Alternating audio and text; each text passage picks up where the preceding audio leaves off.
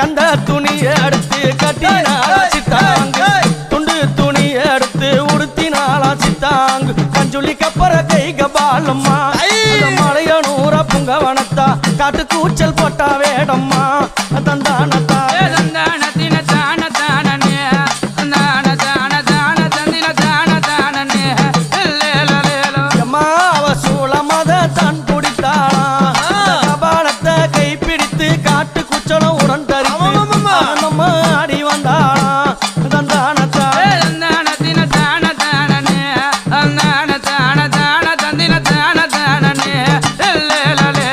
அன்னை கையில் இருக்குதே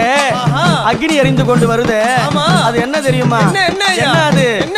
5 கண்டர்கள் சிரத்தை அறுத்து கபாலத்தை உண்டு செய்து அந்த பிரம்ம கபாலத்தை எங்க அம்மா கையில வச்சுன்னு இருக்கிறாளே அந்த கபாலத்தை பாரு 5 தலைகள் இருக்கும் 5 கண்டர்கள்